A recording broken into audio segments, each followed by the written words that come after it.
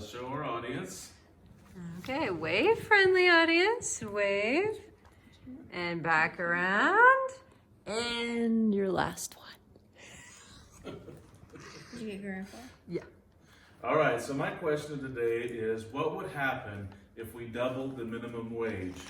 So I want you to remember back to when you had your first job.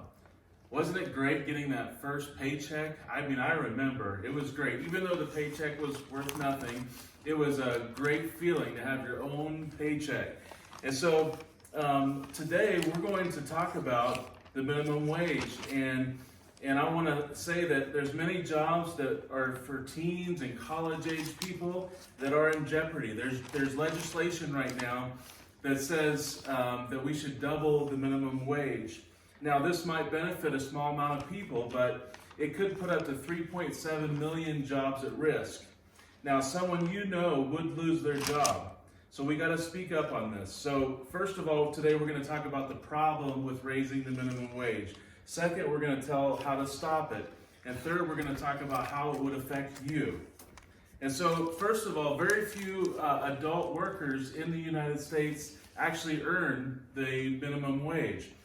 In fact, according to the U.S. Bureau of Labor Statistics, only 1.1% earn at or below the minimum wage. Now, the nonpartisan Congressional Budget Office did a study, and they found that the Raise the Minimum Wage Act, promising to double the minimum wage by the year 2024, would cost an average of 1.3 million jobs in the United States. Now, this would lift 1.3 million people out of poverty, but that's only if those same 1.3 million people actually get to keep their jobs. And the CBO report also found that up to 3.7 million workers could potentially lose their jobs. And so in this pandemic, with thousands of small businesses struggling to make it, a move to a $15 an hour minimum wage could be catastrophic to small businesses across the country.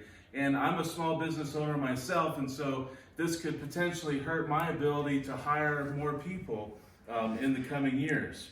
Now, in a 2017 Bloomberg article, they noted that when Seattle raised the minimum wage to $15 an hour in 2014, at first they thought it was going to be great, but after a lot of people got laid off, the average low-wage worker's income declined by $125 a month. And so this was due to hours being cut because of the raise in the minimum wage. And then think about this. In Wichita Falls, Texas, the average cost of a rent for an apartment in a month is $784. And then in Manhattan, New York, the average rent is $5,102 a month. And so the problem is that having a federal government regulation across the board, across all 50 states, mandating a $15 an hour minimum wage, it would affect some states differently than it would affect others. And so another example is this. If you have a fast food restaurant and the manager is making $15 an hour, but the other people are making $7.25 an hour, if we raise the minimum wage to $15 an hour, now you not only have to hire people to staff the restaurant, but now the manager needs a raise because he's not going to work for the same as the other people. So pretty soon you could see prices on a Happy Meal of $12 an hour.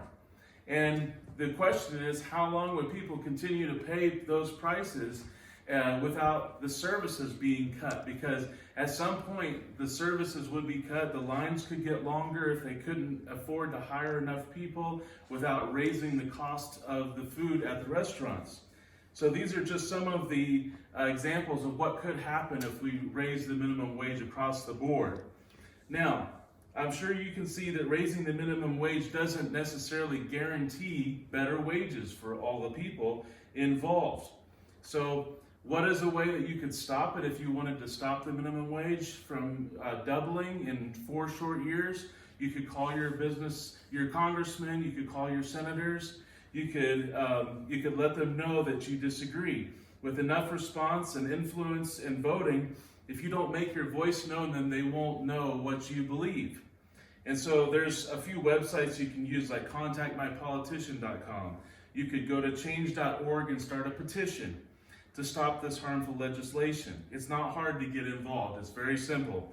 Now, a benefit of having a lower minimum wage is it's shown to create jobs, it slows inflation, and it allows the free market to run its course.